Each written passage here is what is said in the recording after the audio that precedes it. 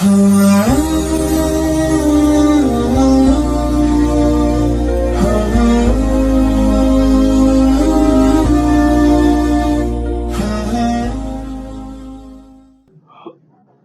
بالله من الشيطان الرجيم بسم الله الرحمن الرحيم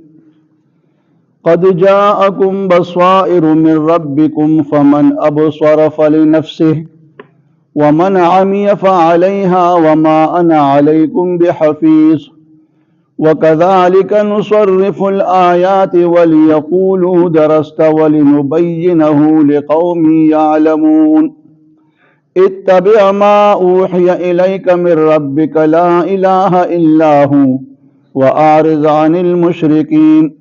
ولو شاء الله ما أشركوا وما جعلناك عليهم حفيظا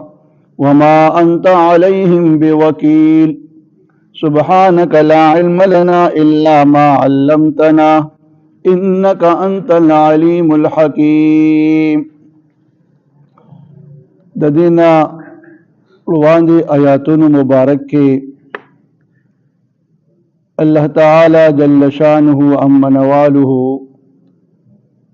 د خپل الوهیت او د توحید دلایل بیان کړل. اوس په دې آیاتونو کې د رسالت بیان کیږي چې د پیغمبر او د رسول په ذمه کمی خبرې دي او کم ذمه او کم خبره د رسول په ذمه نشته.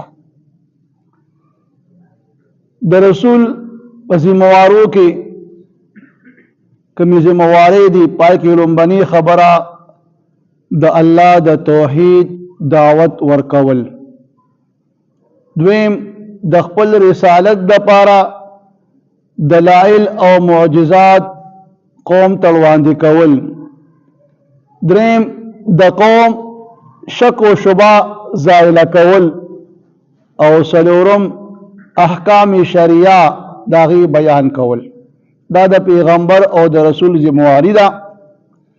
دین پس پر رسول باندې دا ذمہواری نشتا چرا څوک ایمان وروړي او کفر پریدي او ارچا خپل اختیار الله ارچا لور کړی دی. کم سړی چې په خپل اختیار سره ایمان قبلې یا کفر اختیاري الله ولا هغه چیز پیدا کوي. کوئی پدې کې دې خبرې ته اشاره ده چې د پیغمبر صرف خپل ذمہواری پورا کول دي. قوم امت کا هغه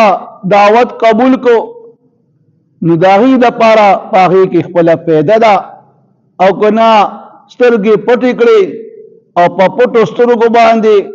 د خپل اباو اجداد د هغه غلطو عقایدو پیروي کوي، پاغي عمل کوي، پاغي باندې ضد کوي او ولاړوي، نو داغي بیا نقصان به هغه ته رسی، نه الله ته نقصان رسی او نه پیغمبر ته نقصان رسی. فایده کدا نو هغه دغه کس ده چې چا هغه دعوت قبول کو دغه فایده شوله، او کو چا دعوت قبول نکو دغه نقصان وشو. او پیغمبر ته فرمای چې ته وته وایا چې وما انا علیکم بحفیظ، ز تاسو باندې سو ذمہوار نیما چې تاسو خامخا مسلمان کم، او یا چې کم دي تاسو ایمان نه وروړي ځا په لاس کې د سزا او د جزاء اختیار اوم نشتا.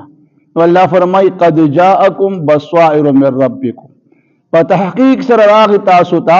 بصائر، دا د بصیرت جمع ده. بصیرت د عقل په بنا باندې یو سیز ته قتل او داغې نه فایده اغستل،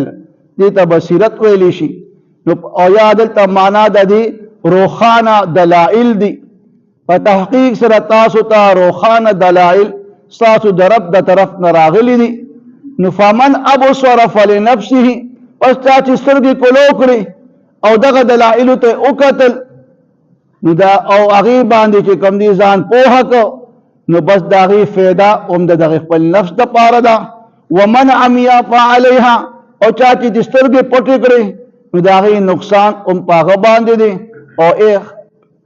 حبیب ته د خپل امت ته وایا چې وما انا علیکم بحفیظ، تاسو باندې څه ذمہوار نیم، بزما چې کوم ډیوټي دا هغه زه پوره کوم باقی تاسو ایمان وروړئ او که نه وروړئ. بیا پس الله فرمایي وکذالک نصرف الآیات وليقولوا درست ولنبینه لقوم یعلمون.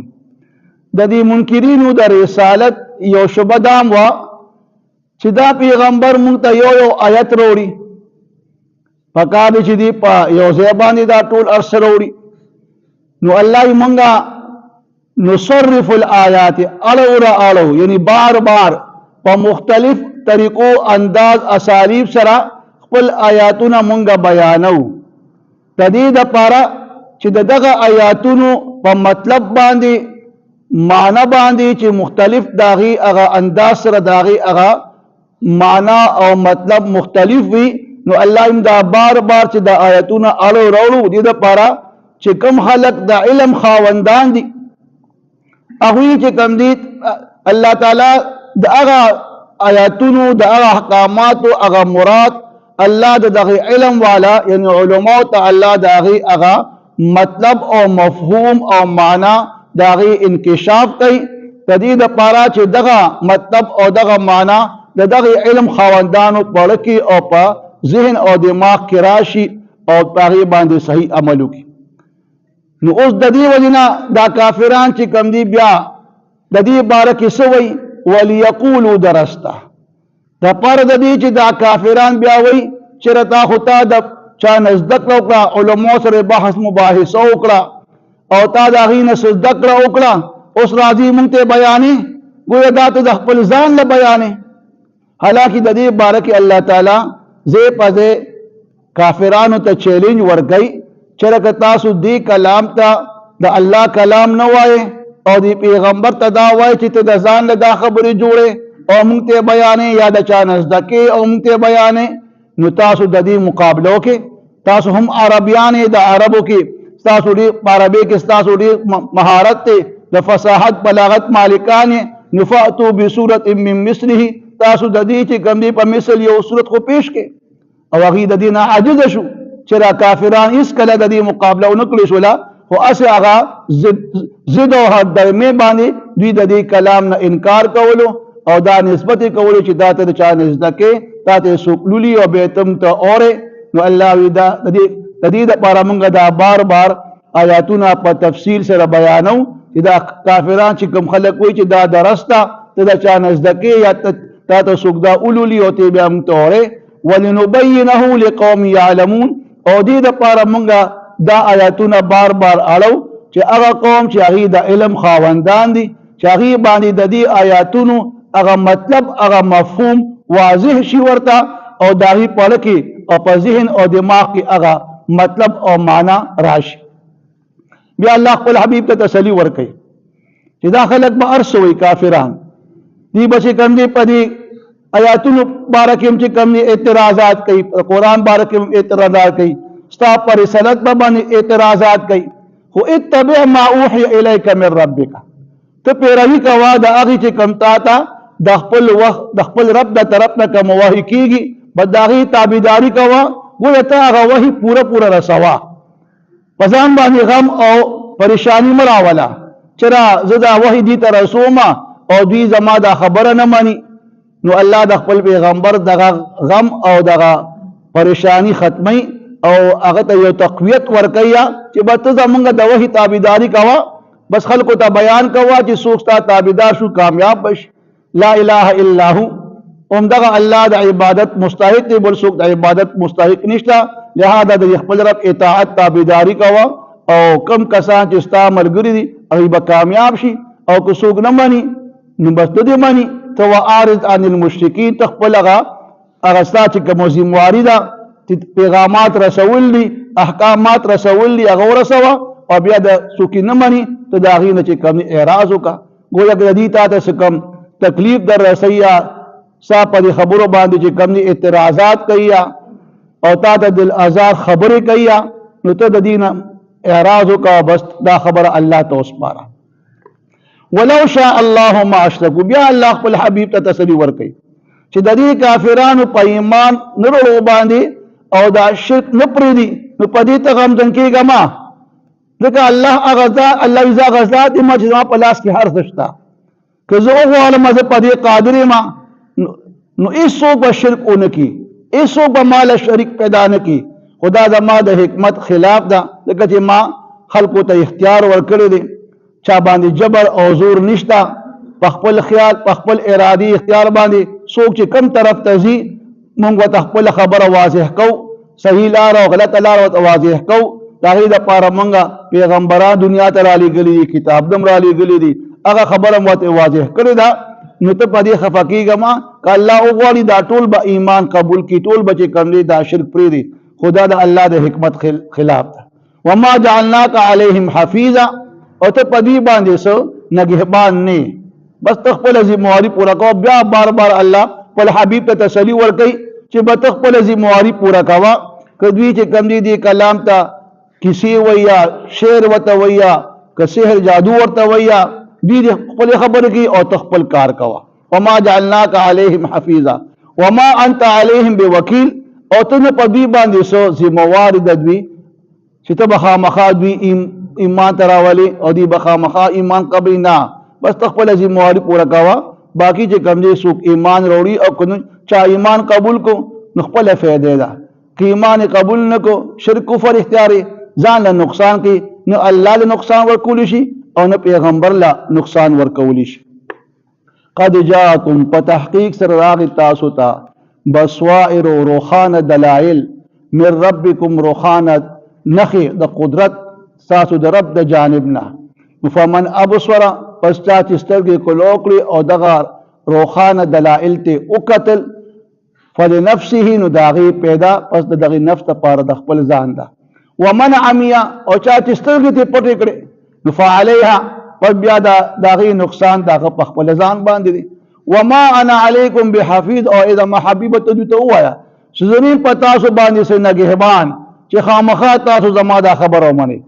وکذلک نصرف الآیات الانګدارنګې اړو راوړو آیاتونه خپل یا بار بار دا خپل آیاتونه په مختلف انداز سره مونږ بیانو وليقولوا د پاره د دې چې دا خلک ووایي درسته چې دا تا د چا نه لوستلي دي او چا نه دې زده کړه کړې ده او بیا یې مونږ ته بیانې ولنبینه لقوم یعلمون الله مونږ دا بار بار ځکه اړو راوړو او په مختلف انداز سره چې دا مونږه هغه قوم چې هغوی د علم خاوندان دي چې هغوی ته د دې هغه مطلب مفهوم واضح شي او ښکاره شي اتبع او تابعداري کوه ای زما حبیبه ما د هغې اوحی الیکا چې کوم وحی کولی شي تا ته من ربک لجانب د رب ستانه لا اله الا هو نشته دا عبادت مستحق مگر دا الله د عبادت مستحق دی واعرض عن المشرکین او اعراض کوا د مشرکانو نه و د دوی په هغه دل آزار خبرو باندې تو پریشانه کېږه ما بس اعراض ته نه وکړه ولو شاء الله ما اشرکو کچر الله غوښتې وي ولو شاء الله نو ما اشرکو دوی به شرک نه وي کړی وما جعلناک علیهم حفیظا او نه تو په دوی باندې څه نګهبان وما انت علیهم بوکیل او نه تو دوی باندې څه ذمہوار د دوی قد جاءکم په تحقیق سره راغی تاسو ته بصائر روخانه نخې د الله د قدرت یا روخانه دلائل من ربکم لجانب د رب ستاسې نه نو فمن ابصر پس چا چې سترګې کولو کړي او دغه دلائلو ته په کولو سترګو باندې وکتل نو فلنفسه پس د هغې پیدا د دې نفس دپاره د خپل ځان ده ومن عمی فعلیها او چا چې د سترګې پټې کړي نو د هغې نقصان په هغه باندې په خپله باندې وي وما انا علیکم بحفیظ او ته دوی ته ووایه چې زه په تاسو باندې څه نګهبان او حفاظت کوونکی نه یم وکذلک نصرف الآیات الله یې موږ دارنګې اړو راړو خپل آیاتونه یا بار بار په مختلف انداز سره بیانو آیاتونه خپل وليقولوا دا پاره د دې چې دا خلک وایي درسته چې دا تا د چا نه لوستلي دي او زده کړي دي ولنبینه او دا پاره د دې چې موږ واضح کو د دې هغه مطلب او مفهوم لقوم یعلمون هغه قوم ته چې هغوی د علم خاوندان دي په هغې باندې ځان پوهوي اتبع او تابعداري کوه ما اوحی الیکا د هغه وحی چې کوم تا ته کولی شي मिर रब्बिका लजानिब दरबस्ताना ला इलाहा इल्लाहु निश्त दा इबादत मुस्तहिक मगर उम्दा अल्लाह दा इबादत मुस्तहिक दे व आरिज अनिल मुशरिकीन और एराज़ का द मुशरिकानुना वलौ शा अल्लाह कुचर उख्तवी अल्लाह ताला मा अशरकून दी बशिरक नहीं करे वमा जअलना का अलैहिम हफीजा और नहीं तपद्वी बांधी से नगहबान वमा अंता अलैहिम बेवकील और न तपद्वी बांधी से जिम्मेवार।